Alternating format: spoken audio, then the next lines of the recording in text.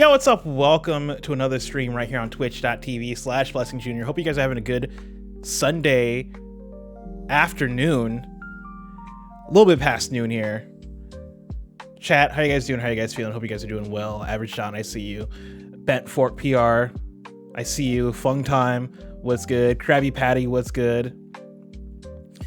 Pete writes in and says, yo, Bless, I tagged you on Blue Sky with a playlist of what remains of Epic Name Bros' original Dark Souls lore video talks. They're all gone from his channel, but someone managed to save a bunch. These are like 15-year-old videos, real original stuff before Souls lore was a cottage industry. That's funny. I was just looking up Epic Name Bro because I remember y'all talking about him during the last couple streams. And I was looking at his channel and I couldn't find any lore videos. And so that makes sense that they got taken down. But I appreciate you tagging me in those. I'm going to start off with VaatiVidya and see where the day takes me, because I do have a time limit here. I do have things to do. I'm not going to Oakland, but I promised my friend Katie that we'd go to the gym later today. And so I do have a cutoff time. But thankfully, VaatiVidya's full video here isn't that long. It's about almost 30 minutes, about 28 minutes long. He also has some more videos on his channel that I might want to check out as well. And so we're going to start here, see what pulls me in. But the purpose of the stream, if you're tuning in, is for me to sit back, relax, and enjoy being told what the Dark Souls lore is, because I didn't do enough work as I was playing the game to read all the items and put together the pieces myself. Of course, that's From Software. That's Souls. Like, a lot of people aren't able to do it. Probably most players, I imagine, aren't doing that work in real time because a lot of it is kind of weird. But I'm excited to get into this. Kama Samus K says, do you ever see the real in Orlando? Is that the painting? Because I went inside the painting, if that's what you mean. Or do you mean in the DLC? Because I know the DLC took place in the past. Was there an area that is basically in Orlando? Because I remember there is kind of like a rooftop area that I could see being in Orlando in the DLC, but I didn't put that together. Anyway, we don't gotta waste too much time here. We can get right into it. I'm gonna cut off the music. Boom. After you finish a Souls game, you have questions. Why am I on fire? What's the point of locking myself in this cave? Which ending is the right one? And of course, the age-old question. Funny enough, I didn't even see the other ending. I only did the one ending. Why do they call him Big Hat Logan? First, let's start with the player character. Who is the chosen undead? Well, they are who you make them. Whether you were a thief or a knight, from Astora or Katarina, it doesn't matter. What's important is that you ended up in a cell at the right place and the right time. For you head to Lordran in accordance with an old legend that speaks of a mission for a chosen undead hero. This legend is, up the volume a little bit, most likely a deception by the gods, probably designed to lure powerful heroes to Lordran, but we'll get to that later. Is there a world outside Lordran? Lordran is just the land of the gods. Let me know how that is for volume. I'm still trying to keep myself above the volume of the video so I can talk over it, but and you know what? Let me put on subtitles. I feel like that's really the thing here that I should. Boom. And with many more countries therein. The fate of the world largely revolves around Lordran, though, so we never go to these other places. But the characters we do meet in Lordran often hail from these foreign countries, and you can tell that they've been designed to be accurate characterizations of their homelands. What you're seeing on screen are the results of an art competition to depict these foreign places. Yeah, so cool. Check out that video if you're interested, and subscribe to see the next competition. When was this video? Did this come out? This was 5 years ago. Wow. Only 5 years ago, VaatiVidya made a Dark Souls lore video. I imagine that's when it came to prominence.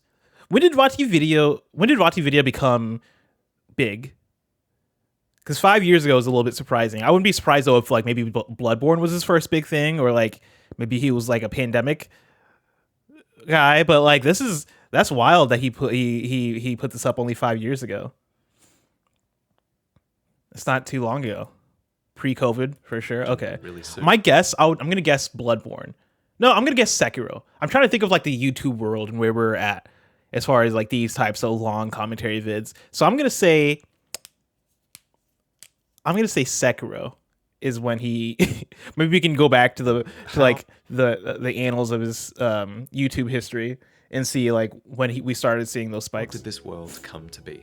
Originally, the world had no disparity. Everything was just rock, from the land to the trees to the dragons. It was homogeneous, static, without beginning or end. Then, similar to the Big Bang, fire suddenly came to exist, and it disrupted this eternal monotony. Oh, he doesn't Now, have any there wasn't Bloodborne just videos. existence, Interesting. but there was According to states Average of John. existence. Heat and cold, light and dark, life and death. The result was a rock universe gradually changing into the world as you see it in-game. Many, Gotcha. gotcha. Overabundance of souls. What is a soul? So when fire came to be and permeated the universe, so did souls. Thus, the soul is the power of disparity itself. They are the means by which the first flame changed the universe, and paradoxically, they are both the fuel and the byproduct of that fire. Similar to in Demon Souls, a soul gives you clarity, allowing you to think, but also life, allowing you to be. And just as there are all kinds of life, there are all kinds of souls of various shapes, sizes, and magical affinities. Many bosses are these special beings with special souls, and the most powerful beings are the lords, bearing lord souls. Who are the lords, and what is a lord soul? The four lords are the first kings. They were all attracted to the first flame, having only ever known darkness before coming upon it. Interesting. Each one discovered this massive concentration of Disparity's power near the flame, which they then used to establish a kingdom under their rule. Thus, these massive souls are called Lord Souls. Of these four souls, Karth tells us that the Pygmy found the Dark Soul, and it follows that the other Lord Souls all aligned with the other aspects of disparity. Yo, I forgot about the pygmy. I told myself during the playthrough, I'm like, I'm not gonna forget about the pygmy. I forgot about the pygmy. That's crazy. And he had the Dark Soul. That's crazy, and I forgot about him. So, in contrast, Gwyn found the Light Soul, Nito found the Death Soul, and the Witch of Izalith found the Life Soul. These souls came to define them, and they would... Oh, you met the pygmy? Oh, was the pygmy the thing inside of the fucking thing in the in Lost Izalith? I forgot. You said I met the pygmy. I've already forgotten about the pygmy. You're lying. I didn't unless I forgot that I met the pygmy. That's fucking crazy. soon allied... No, was the pygmy... Oh, I'll just play the video. together to challenge the everlasting dragons. What is an everlasting dragon? So they're a part of the original race of dragons that predate life itself. Much like there are wyverns and worms, there are also ancient dragons, or archdragons as later games coin it. Their race is the progenitor to all other dragon subspecies, and these are subspecies that adapted really well to a new world and new environments. You still face some archdragons in-game, but these archdragons never are the original generation of archdragons that actually predate fire. The ancient dragons are commonly described... Oh, that is the Witch of as Izalith. everlasting, Okay. thanks to their stone scales of undeath, granting them immortality. However, when Gwyn learned that his bolts of lightning could peel apart those scales, the lords used their full might to hunt down the archdragons to nigh extinction, ushering in the Age of Fire. What is the Age of Fire? It's the era you find yourself in. It was sparked when the lords defeated the archdragons, and even as far back as them finding their lord souls could be denoted as the dawn or beginning of the Age of Fire. So what follows is this period dominated by the lords. Much of this epoch is also denoted as the Age of Gods, since the three lords residing in Lordran with their fellow deities are on the rise or at their zenith during it. However, I love how much, and I mentioned this during the playthrough, but how much Miyazaki loves dragons and how much he loves to attribute like pre-existing like worlds and political structures and all these things that existed between dragons. Like in his worlds, dragons usually have a heightened level of intelligence and a heightened level of like society, which is cool. I love the fact that Seed the Scaleless has a fucking library. He's a fucking dragon. I'm sure this exists in other forms of like fantasy fiction, but I'm somebody who's not that deep into fantasy fiction, admittedly, and so I love how it comes into play in his stuff, where like if I'm playing an RPG, I usually assume dragons are a thing to be slain. And the more between Elden Ring and between Dark Souls, like dragons are these things that have like, that have been persecuted here, right? That like the lords came through and fucked them up. This golden age can only continue. And like you have them turning on, yeah, see the scale is turning on so long as fire at the the source other dragons. of the god's power remains strong. But eventually fire will fade and only darkness will remain. This, quote, is what Karth describes as the logic of the world. And when that happens, the gods are supposed to be replaced, and their age of fire is supposed to become an age of dark. In the original Dark Souls, you find yourself at this crossroad. The first flame is about to go out. Even now, its power is barely reaching the world of man, and what follows is a proverbial night. And in this twilight era, the undead curse runs rampant. Okay, so what is the undead curse? Ever since the first flame began to wane, a dark ring of fire has manifested upon the bodies of certain humans, a sign of the dark burgeoning within them. This dark sign marks you as an ageless immortal, though your endless revival comes at the cost of your own souls and sanity until you eventually hollow. What caused the undead curse? He is flowing through this, by the way. He is flowing. This question is at the very heart of this series, and the answer is really quite complex. You'll have a better time with this, though, if you're familiar with all three games. So when the world first began, a creature called the Pygmy found the Dark Soul. Who they were isn't known, nor is it really important. What is important is that they split the Dark Soul into fragments, and these fragments came to be known as humanity, which is a small black spirit found within every human. Karth refers to the furtive pygmy as your ancestor. Thus, we are descended from one of the four lords. These games frequently question whether the dark force within humans is upon... So the pygmy is one of the four lords. I guess that's actually one of the premises. That's actually said in the intro of the game. Your adventure through Ulacy, it's making me think a little bit. Of the Abyss DLC is a great example of that. Here, the darkness within man has gone wild. It's endlessly consuming and corrupting the land and the souls of people around it. And yet, there is dialogue here that's supposed to give you pause. I still think on that creature from the Abyss that preyed upon me. My faculties were far from lucid, but I quite clearly sensed certain emotions. A wrenching nostalgia, a lost joy, an object of obsession, and a sincere hope to reclaim it. Could these thoughts belong to the beast from the Abyss? But if that were true, then perhaps it is no beast after all. This same duality is seen in the descriptions of dark magic, which are spells that are often driven by powerful emotions. Positive things like love and calm, or negative things like hate and envy. But whether it's positive or negative, Gwyn's pantheon fears the dark. For one day, as we mentioned earlier, their age of fire is going to end, and only dark will remain. This was the logic of the world, until Gwyn committed the first sin, and he shackled the darkness within man. This was a revelation we received in the Ringed City DLC, where the seal of fire around darkness on the dark sign... Ringed City, I assume, that's Dark Souls, what, 2 or 3? ...was finally explicitly stated to be a creation of the gods. So for some, like Manus in the first DLC, Dark Souls 3, repression of their humanity causes it to writhe and go mad.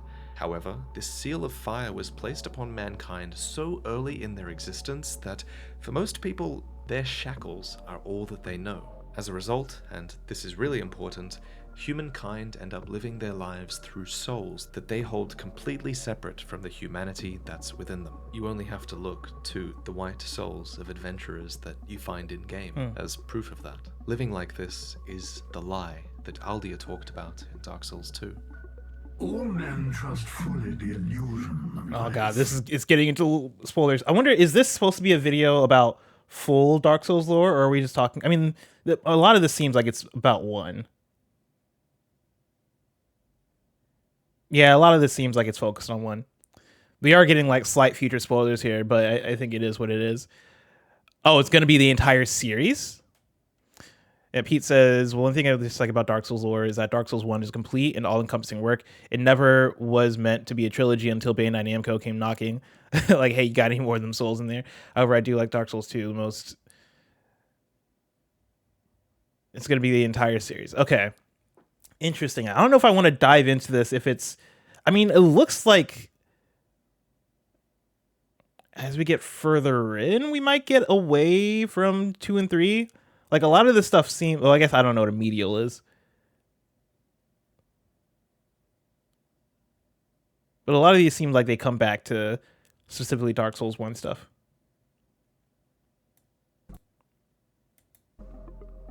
But is this so wrong? A construction, a facade, and yet a world full of warmth and resplendence. Young Hollow, are you intent on shattering the oak, spoiling this wonderful falsehood? But in retrospect, the most chilling dialogue Aldia has was this.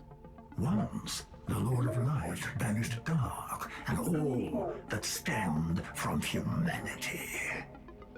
And men assumed a fleeting form. We're led to believe that the dark sign cursed humanity with undeath, but Aldia's dialogue means this can't be true. Instead, Aldia says mankind's lives became fleeting when they were branded with the dark sign. So this means that they were originally immortals, and indeed this is the state that you return to when you hollow. What is hollowing? Humanity once stood proud within every human, but when the curse was put upon them, humanity became bound, lost, and repressed. So during this age of fire, humanity came to rely heavily on their white soul for their sense of self, and we can see this in the names of these souls. When fire fades, the seal of fire restraining the dark grows weaker. Thus, when fire fades, it follows that our dark soul starts to break free, consuming the white soul that we've come to believe is the self. And this process of losing the self is called hollowing. Dying or losing heart, it accelerates this process. So, an undead must maintain physical and mental fortitude in order to resist this process. However, as you might remember, the Hollows of Londor in Dark Souls 3 believe that their hollow states are really the most Yeah, no, chat's talking about, Creed says maybe we're skipping ahead during parts you don't immediately recognize if you don't want to get spoiled. And Daltrax also says, yeah, up to you to decide if you like the context into going into these games or if you want to go in more blind. I don't mind the context, like I'm not somebody who is consuming the information like as readily as they're trying to like hand it to me as I'm playing these games. I don't know if I just said that in the right way, but like, a lot of these reveals don't really mean shit to me. I guess in context of going into Dark Souls 2 and going into Dark Souls 3, I'm going to forget a lot of these details as I'm playing through those games. And so if anything, I might enjoy getting some of the context pre playing these games. Man.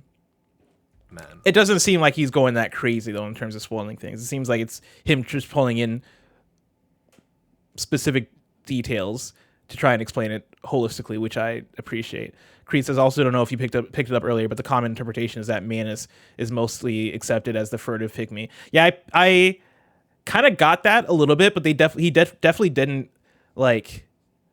That felt like it was up to interpretation. But that's also interesting. That is interesting. Pete says it's a very abstract story for sure, where 3 tries to tie together the entire lore, while 2 is a more human story about the nature of the curse. Okay. This isn't a... Yeah, I don't mind like the light spoilers / like light previews of what I'm getting in 2 and 3. I don't plan to play 2 and 3 anytime super soon also, so. Especially since the Dark Soul has become this ravenous, repressed thing. To stay sane as a hollow, one may need to drain the life of others, and the Hollows of Londor are universally reviled as a result of this. Ultimately, it just leaves you wondering whether this is really the best path for mankind, or whether it's better to just accept the shackles of the gods, or whether humanity's fate has been stolen by the curse either way. How do we cure the undead curse? Well, curse is an actual affliction, just like poison or toxin. You can experience its build-up in-game, and what this curse does is it locks the dark soul away from the self. It's really about the barrier, it's about the separation, and the Dark Sigil explains this. It says that as humanity leaks out, the curse accumulates in exchange. Unfortunately, humans are helpless against curses, and all we can do is redirect their influence. For example, when you use a purging stone, what you're doing is not actually curing the curse, you're actually just transferring the curse to this stone, and this stone was or is another person. In the original Dark Souls, we do something similar to this process called reverse hollowing. So this is a process that requires you to have a humanity. And it's easy to assume that we're just absorbing the humanity. That's what I assumed. Restoring our humanity. But what's actually happening here is kind of the opposite. Yes, a humanity sprite is taken into the self, but it then acts as a sort of surrogate for the curse. Oh my like the Purging God. Stone does, and Oh my remember, we God. offer this humanity up to the bonfire. This keeps our white, regular soul safe, and it prevents us from going hollow. Further proof of this dynamic exists in Dark Souls 2, where using a human effigy is just like transferring your curse to a human surrogate. And in Dark Souls 3, we found the Purging Monument, which is this enormous vessel that's overflowing with offered curses. Why did the gods curse humanity? That's fucking crazy. Does that, I don't know if he gets into it, but does that feed in to like the invasion mechanic where when you reverse the hollowing, players can invade you? I guess not necessarily would, because what I'm thinking is like, could the players be, I don't know, trying to take back their fucking humanity or exact their revenge for you? But I guess that doesn't make sense at all. So the logic of the world denotes that fire will fade and only dark will remain.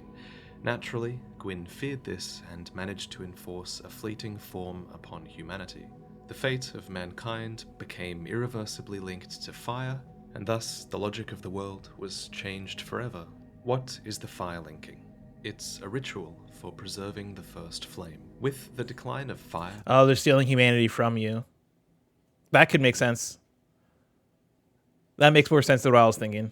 And the rise of the dark and undeath, the gods were thrown into disarray, and the Lord's peaceful relations ultimately collapsed. Before things broke down, however, they concocted a plan to revive the first flame with a powerful soul, cultivated through firekeepers and undead bonfires. This soul would link itself to the fire, and the fire would inherit a new fuel. So Gwyn was the first to link the fire, and many others have taken up that role since then. What is a bonfire? It's your safe haven. Undead bonfires are fueled by the bones of your own kind, and they're connected to the first flame as a part of a network through coiled swords. The heat that their flames produce heal our injuries and can be collected in a liquid form called Estus. As for warping, light is tied to time in this series. Damn, they really thought this shit through, huh? So you can reason that a bonfire's light allows you to warp across time and space to other bonfires in the network. Bonfires and their firekeepers promote undead reliance upon fire, and they promote fire's reliance upon undead. Thus, the gods are almost certainly behind their creation. As for who went out and placed them in the world, it's hard to say, but it seems like they can be placed anywhere where there are undead bones, since we create one ourselves in Firelink Shrine, and even in early versions of the game, you were supposed to be able to place them yourself. However, it's important to remember that bonfires are primarily a checkpoint mechanic, and gameplay can't always be explained away by lore. For example, you might think that all undead respawn at the bonfire just like you do, but they don't. According to the Crestfallen Merchant, what actually happens is that undead will lay dead for a while and then later rise where they fell. What is a firekeeper? They're a woman who acts as the living incarnation of a bonfire in order to preserve its flame. So long as the firekeeper lives, so too does her corresponding bonfire, and vice versa. These women are thus vessels for the countless humanity that is offered to the bonfire, which means that they receive the dark spirits along with the effects of the curse in the transfer. The humanity wriggles beneath their skin. I didn't put it together that the firekeepers were women. nipping at body and Like soul. now that you said it, I'm like putting it together. And this causes great pain and horrific scarring, though not at extremities like the head or the hands. Firekeepers bear this suffering so that you can benefit. I don't think I put it together that this character was a woman also, so that might have been the reason why I never caught that consistency. From the bonfire, and it's through them and by extension the bonfires that you can strengthen your soul with whatever traits you desire. So be sure to always thank your oh shit. Oh my Jesus Christ. What is wrong with you? What is a god? Well, they're really whatever humans believe a deity to be. In most cases, the gods refers to members of Gwyn's pantheon, since they're the most widely worshipped in the world of men. Insane. But even those cast out, Insane like character Gwyn's design firstborn, here. are still called a war god, simply because some people still worship them as such. However, just being worshipped doesn't mean that you have power. An example of this is Faris, who humans retroactively deified as the goddess of the hunt Evlana in Dark Souls 2. She was just a heroic bowwoman, but her story got twisted over the years until she became a god. People get kind of hung up on the god term because they're trying to define the race of beings that carry power in the series. For most of these characters, I quite like the term medial, which is a term proposed by Loki. What are medials? Interesting. Daltrax says, I have to put I think or I believe even after stating more simple Dark Souls related facts due to the nature of these games, lol, which is something that I respect and appreciate because I think that comes from some of the inspiration that Miyazaki might have from games like Ico and Shadow of the Colossus. I know he's talked in the past about like loving those games and taking inspiration from those. And one of the things I love the most about Shadow of the Colossus in particular even is how open for interpretation everything is. They don't explain shit. They don't explain shit in those Team Ico games. But like there is implied lore and there is implied there's a lot of implied things.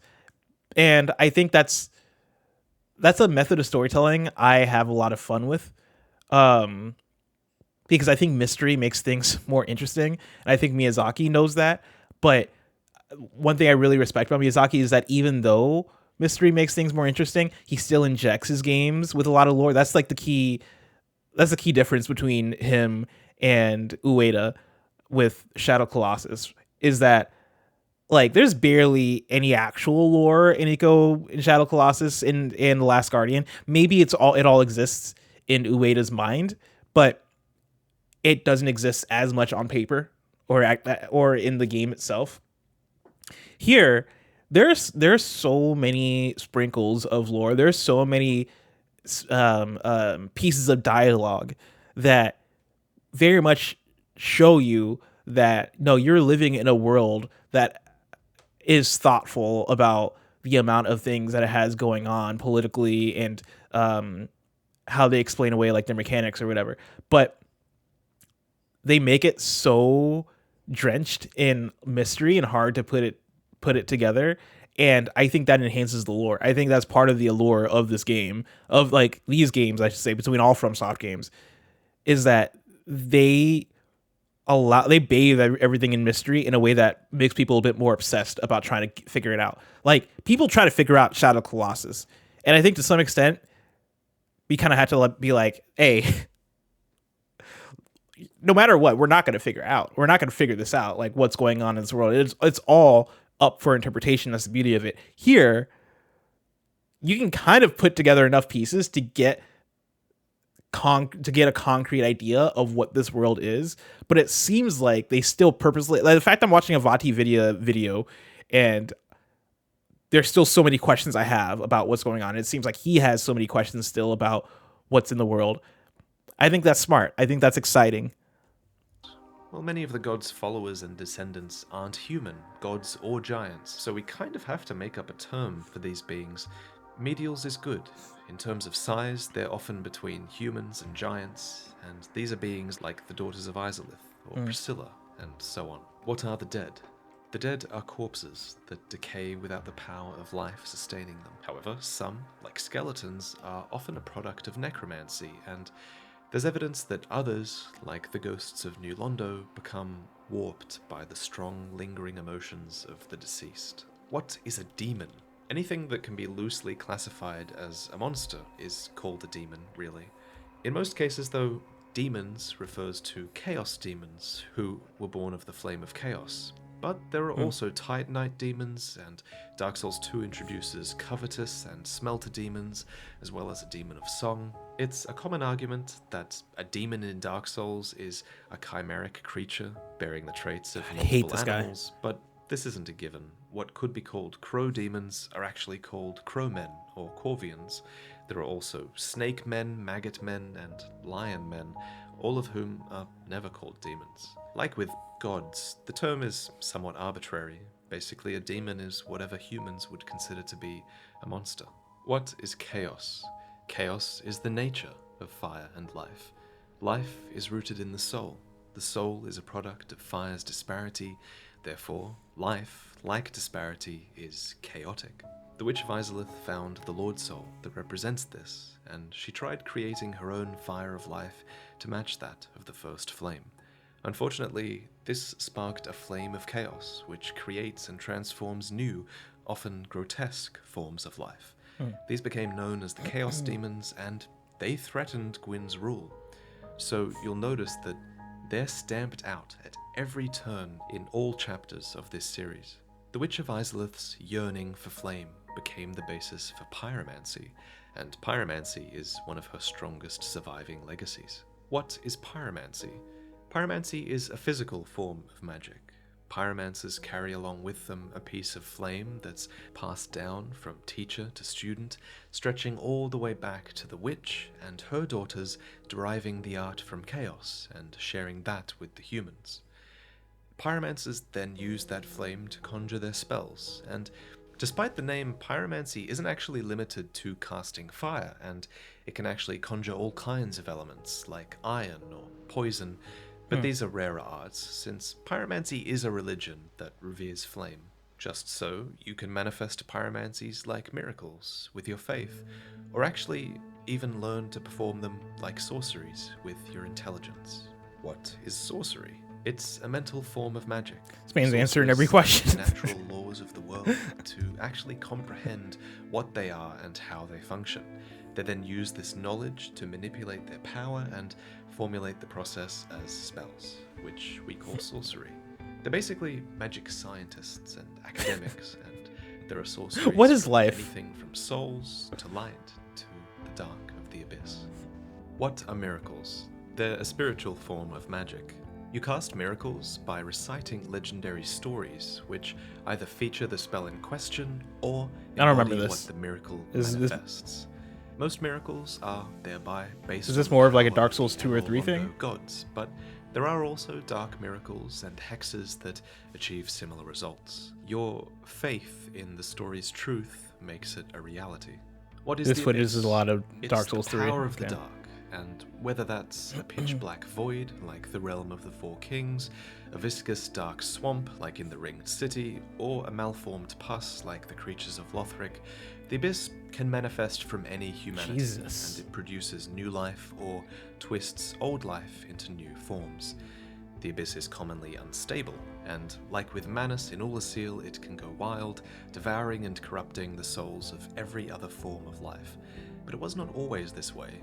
The gods placed a curse upon the abyss, and while humans have largely lost connection with it, there are multiple sources that suggest the abyss can offer great comfort to humankind. However, it appears that path was lost when the abyss was banished, and now it simply hungers. What is Black Flame?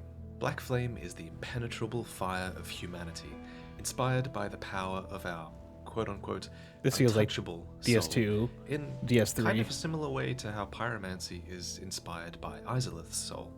What is the deep? There we go. As the Age of Dark continues That to be also delayed, seems like future some games. dark stagnates into Why is deep. yeah? Here I feel like he's getting Wait into for like humanity. now he's getting into stuff that I've never heard of. Why is time convoluted? Don't know that.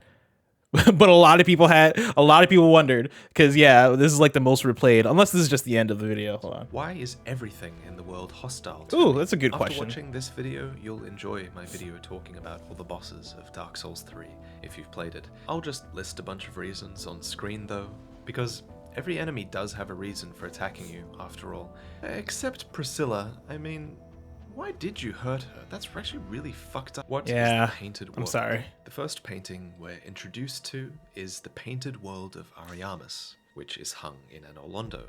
It was a place to hide all the things that the gods feared, and so it's filled with many references to sin and the occult. In the Ashes of Ariandel DLC, we learn that the paintings are a mirror of the outside world, and so are burned and reborn to mimic the linking of the fire. Just so, there are those on the inside who would prefer to let the painting Listen, chat, rot. we've all played Shadow of the Colossus. You can't come at me for murdering her when we've all done the same thing in Shadow of the Colossus. Of each ending. So, in Dark Souls, you're presented with two choices after you defeat the Lord of Cinder. Either you inherit the fire and join the line of succession, preserving the current world order, or you leave the fire to die without fuel, allowing the universe to reach its natural conclusion. By becoming a Lord of Cinder, you sacrifice yourself to restore the light. By becoming a Dark Lord, you choose to lead mankind into a new dark age with an uncertain future. In Dark Souls 2, fire still wanes while the curse still flourishes. You assume a throne inside of a kiln, which takes you to the first flame and the Lord of Cinder, where you'll make one of these two choices. Turns out neither of them really matter, for the world will continue to ebb and flow between light and dark. Yeah, so this feels like future maybe spoilers. you should heed a certain scholar's Future spoilers. proposition instead. A new ending here is to neither Okay, I think that's it. I think the rest of this video seems like it's gonna spoil future shit. So we're gonna stop there. I've definitely learned some things. I honestly, what I wanted was kind of like a quick telling of like, this is what happened in Dark Souls. That said, like, hold on, we got time. I know there are shorter videos. I wanted a video that would be appropriate for like stream length, but I know there are shorter videos I can check out. So fuck it, we're going to, I think, IGN. Dark Souls story.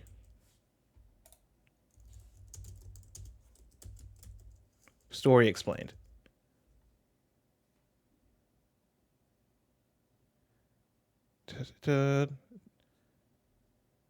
Let's see. A lot of these are for the series.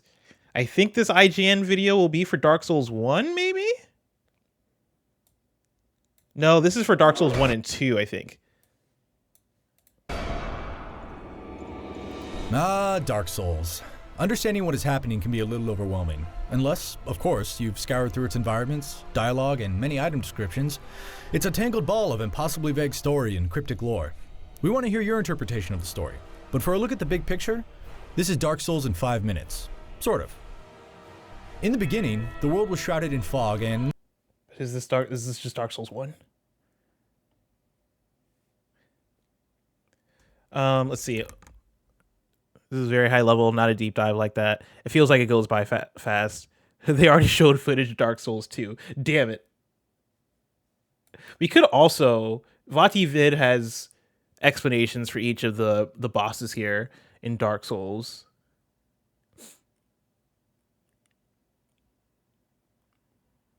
Which could be good to jump into some of these.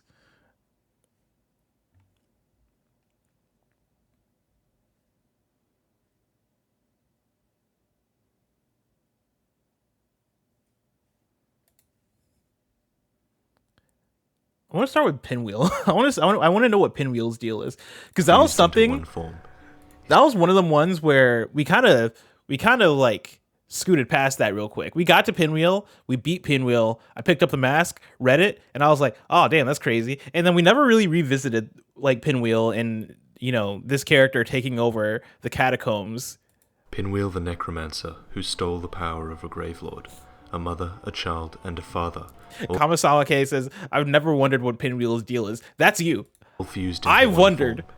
His tale is one of guilt, regret, and a desperate desire to... Also, how long ago was this video?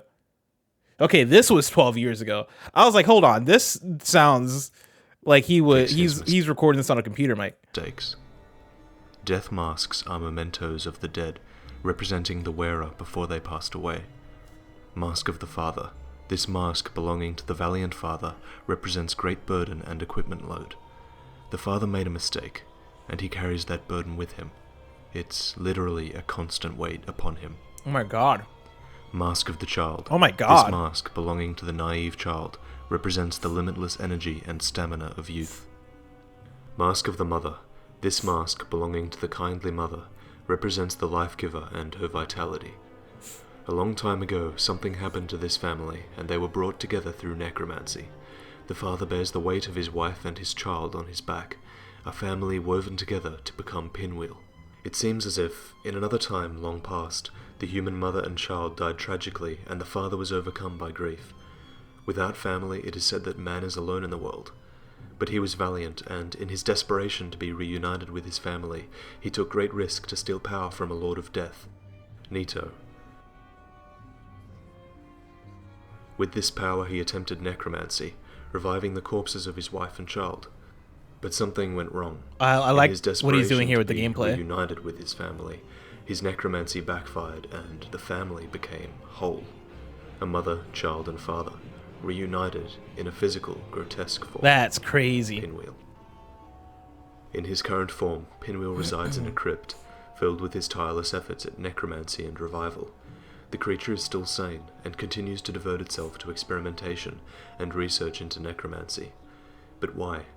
Well, the corpses of the mother and child were restored, but at what cost? They live on as an abomination. The only thing Pinwheel has managed to do so far is split itself into various forms, which are dumped and discarded at the entrance to Nito's tomb. Assumedly, Pinwheel is trying to split itself into separate beings, so that the father, the mother, and the child can be properly restored as was originally intended. But nothing works.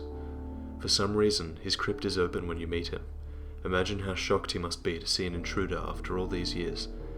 Someone who would interfere with his attempt to make things right. Who knows how close he was to success? How close he was to fixing his mistake?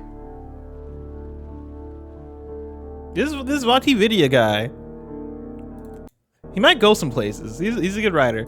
It's funny because so much of it is definitely him. He's hanging out at Speculation Station, but he does a really good job of not asserting facts where there aren't, when there aren't any. Like he gives you the straightforward, all right, this is what this is, but then he paints a picture. And I'm like, you're good at painting the picture. It makes me forget that you don't know most of the facts around this, but like you're painting a picture really well. You're telling the story. I appreciate that. Who else we got?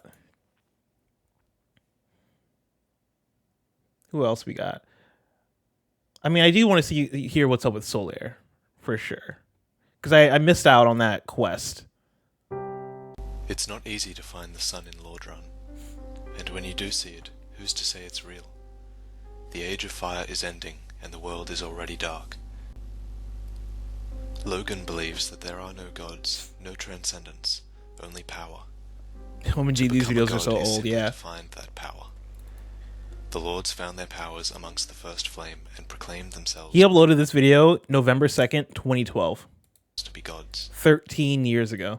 But as the flame fades, the Lords almost, it was like 13 and a half years ago almost. Must rely on, I guess November, so yeah, about 13. Illusions instead of power, until new fuel for the flame is found. As Gwyn burns in his tomb, Gwendolyn and Frampt search desperately for someone to replace him, to maintain their age of light a little longer. Solaire reminds me of the legend of Icarus. Icarus is granted wings and uses them to chase the sun, but he flies too close and falls to his death. Wait, was that footage from Deus Ex Human Revolution? Strives to obtain the sun as well, but he too runs the risk of flying too close. It's hard to find the sun in Lordran, and the world is already dark. Perhaps Solaire is looking for a new light. There is a prophecy that comes from Solaire's homeland in Astora, a prophecy that sheds light on Solaire's quest. There is an old saying in my family, thou who art undead art chosen. In thine exodus from the undead asylum, maketh pilgrimage to the Some of land these ancient older lords. interpretations may also get When thou debunked ringest because the of bell DS2 and awakening, DS3. That makes sense. The fate of the undead thou shalt know. To fulfill the prophecy, you must be two things. You must be undead, and you must escape the asylum. Man, his audio quality is crazy. Oscar became undead, and traveled to the asylum to become a part of the prophecy. He came up. You carry out his legacy. But Oscar was not the only one trying to become a part of the prophecy. Solaire also escaped the asylum. The way I see it, our fates appear. I'll be honest. I'm actually not as invested in this as I thought I'd be. I'm sure he gets into it more. But as I'm looking through these, it is very interesting to see how much of it is like just trying to grasp at any kind of like, okay, well, there's this, and so maybe it's, maybe this is his motivation, maybe this is the motivation, maybe he's doing it, which I'm all for pure interpretation of what's going on. But yeah, I don't know. It's interesting to go back to Dark Souls and see how people were tackling it back then. Average John says, are you playing DS2 next or DS3? I don't plan on getting to them anytime super soon. I'll probably play Dark Souls 2 next before Dark Souls 3. I imagine I'll just go chronological, because why not? In fact, honestly, maybe I play Demon Souls next. I still haven't played all the way through Demon Souls, and so that could be it, since we have the remake that they put out in 2020. What's the next big backlog January for you? I keep thinking it's Final Fantasy X. I was thinking about even starting Final Fantasy X on stream today, but I wanted to do this lore thing to try and understand it a bit more. Also, chat, I'm looking for podcasts. If there are podcasts about Dark Souls that are like people talking about it, I might just look it up myself, but I could also see myself consuming through that. I wanted to do the Dark Souls lore thing before I picked up a new game. And I'm also trying to figure out what my plan is for, I guess, 2XKO comes out in like 10 days. 2XKO comes out on the 20th. And I feel like that'll be a streaming one for me. I feel like that's a game that I'll want to stream a lot. So I'm like, is there a game that I can beat in the next 9 days? Is there a game I can play on stream for the next week and then focus it on 2XKO and then come back to Final Fantasy X later? Do I play Final Fantasy X off stream? Do I begin it on stream and then play FF10 off stream? I don't know. I'm trying to figure it out. I was also thinking, no joke, because I had the 3. I'm in a JRPG kind of mood, right? And I had the 3 that I was thinking of: Final Fantasy X, Fire Emblem 3 Houses, which I know isn't JRPG. You get what I mean. And then Dragon Quest 11, Echoes of an Elusive Age. Fire Emblem, throw it out, because I think I'm just going to wait for the new one to come out, because the new one's going to come out sooner than later. So Fire Emblem, I'll just wait for Fortune's Weave. Boom, out of here. I don't want to burn myself out on Fire Emblem. I think Final Fantasy X, because it seems like that's one that'll probably resonate with me. It seems like a lot of people love Final Fantasy X, but like Dragon Quest 11, Echoes of an Elusive Age, seems kind of fire. I don't know, something about it. I wanted to play it back when it first released, and I missed out on it. Something about that game is calling out to me. Chat, which is the better JRPG between Dragon Quest 11 and Final Fantasy X? That's the question. Because I could be convinced, because I don't think anybody at KF has played Dragon Quest 11. I think quite a few of us will probably play the new Dragon Quest remake, reimagined. But Dragon Quest 11 seems kind of, I don't know, something about it. There's also Trails. I ain't playing Trails. Dragon Quest 11 is what made me fall in love with JRPGs. Dragon Quest 11 genuinely reminded me how much I love JRPGs. Wow. It's charming as hell. Such a hard comparison. I know. That's why it's hard for me to pick one or the other right now, even though I'm leaning towards 10. But the fact that none of us have played Dragon Quest 11 kind of makes me want to do Dragon Quest 11. Dragon Quest 11, how long to beat? I'm sure that shit is long. Okay, main story 57 hours. The how long to beat has it around 86 cause with the side stuff. Knowing me, that probably means like 70. How long to beat Final Fantasy X?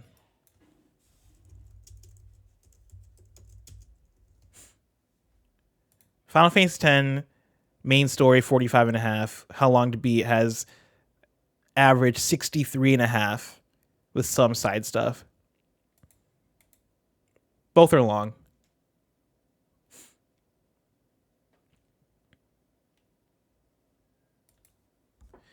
Yeah, no, they for sure came out at very different times, right? Like Dragon Quest 11 I view as a modern game, even though I guess we're getting close to 9 years. And Final Fantasy X came out in 01, so 24 years ago or 25 years ago versus about 9 years ago. I don't know. Maybe I say fuck it and I do a shorter game. Let's bring up the backlog. Now that we're here, let's bring up the backlog. Hold on.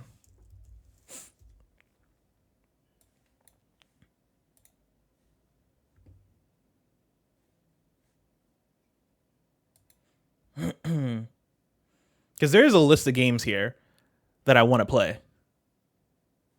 Dragon Quest, of course, is on there. I think I need to add Final Fantasy X on there. I don't know if I have it on here. Oh, I do. It's right here. Maybe I play Life is Strange 2, chat. How long is Majora's Mask? That's another question. Maybe I play Return. I don't know if I'm feeling Return of the Obra Dinn right now. Baldur's Gate. I don't know if I'm feeling Baldur's Gate 3 right now. Actually, that might be. Yeah, I don't know if I'm feeling Baldur's Gate 3 right now. That seems like another big commitment. I think the reason why I'm like leaning towards a JRPG is because I can like turn my brain off a little bit. Baldur's Gate 3 is the kind of RPG where I feel like my brain is going to have to like really be on for it. Whereas JRPGs, I think, are so much about, hey, enjoy the story, and then here's some numbers, here's some stats, but like you don't have to. I don't have to lock in for the RPG-ness of these JRPGs. I feel like Baldur's Gate 3, I'll have to lock in. Kaladi says, "What? That's disrespectful." LOL. I don't mean. I guess it's like different types of locking in, right? Like JRPGs for me is kind of like not autopilot, but for me it is cruise control of like I'm going in, I'm leveling up my characters, boom, boom, boom, but then like I'm kind of going through combat dungeons or whatever, and like maybe it just works for my brain easier. Maybe that's what I'm saying, right? They're easier for me. Whereas Baldur's Gate 3, I think there's so much as far as like, you know, character dynamics, the fucking D&D nature of it, right? Like these are D&D ass characters that I'm leveling up and speccing and stuff, and it gets a bit more in the weeds as far as that shit. I'm not trying to say JRPGs are more simple by any means, but I have a smoother time playing JRPGs, I guess is what I'm saying. Andre TGV, thank you so much for the sub.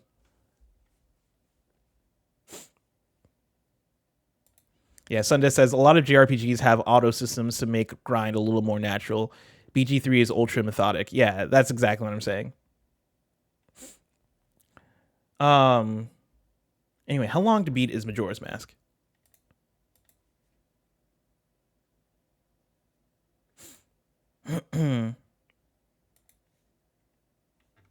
Let's see. Here we go. Majora's Mask, they have it at around 30 hours. If I super mainline it, 22 hours.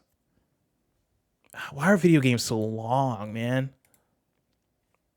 Wild movements on your fantasy critic. Yeah. I'm sure we'll talk about it during the week. Somebody was getting at me for only beating $3 on Fable. I didn't reply to the person, but I'm like, because I didn't want it that bad. I kind of wanted Fable. If nobody bid on Fable, then yes, I'll take Fable for $3. But I didn't want Fable that bad. Why is Prey on your backlog? That's Prey Mooncrash specifically. Prey Mooncrash is the DLC for Prey. That's more of a roguelite type thing. So that wouldn't be a replay. That would be me playing the DLC. Cameron says, but is Fable even coming out? Another reason why I'm like, I'll bid $3 on it. They're gonna say it's coming out, right? Like the fact that it's at the developer direct means that 2026 is what they're gonna say for that game. I don't think it's beyond getting delayed. In fact, I think it's more likely that it gets delayed. I think they'll say that it's coming out either fall or they'll just put the 2026 on it. But I think as we get closer, because of GTA, I don't think that game is going to be able to stay. I don't think that game is going to be able to hang unless GTA gets delayed. If GTA gets delayed, then I think Fable might stay this year. But we'll see. I think right now, as of now, they're going to schedule it for this fall or for this year, loosely. But yeah, I don't believe in Fable enough to.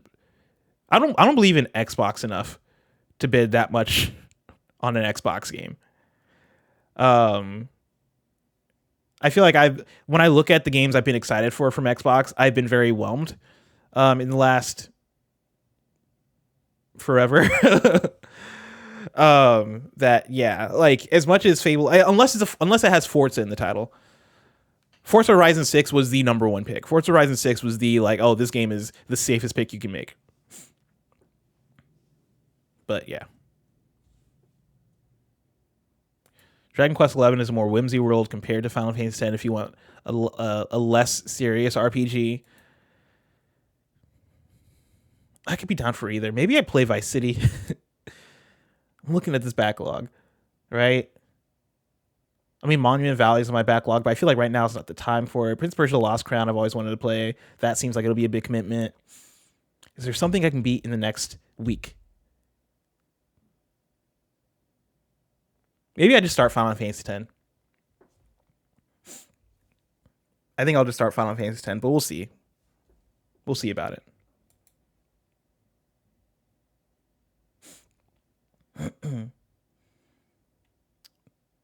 All right, what time is it? Okay, chat. I should probably hop off here. Yeah, Andre says the thing is that they have the Halo Combat Evolved remake and the new Gears that they promised it would release this year. Yeah. I don't think does anybody have Halo Campaign Evolved? I think Mike might have Halo Campaign Evolved. Here's my thing, right? Again, Xbox, weird company, inconsistent. Like, fool me once, shame on you. Fool me 20 times in the last 4 years. Then, like, come on, what are we doing here? You know what I mean? I look forward to South of Midnight, and it's okay. I look forward to Hellblade, and it's whatever. I look forward to XYZ game, and like time after time, I'm like, okay, well, this wasn't a masterpiece. I'm not betting on these games to be masterpieces anymore. I'm not betting on it. I'm sure Halo Campaign Evolved is going to do great. You know, a Halo game without a multiplayer component. I'm sure that's going to get 100 on Metacritic. I'm not betting anymore. Xbox. That said, I got to figure out what I'm doing with my Fantasy Critic because a lot of people picked up a lot of games yesterday. A lot of people picked up a lot of games. We're running out of games, but we'll get new games announced. Chat, I'm going to wrap things up there. I'm going to stop recording on YouTube. YouTube, thanks so much for hanging out.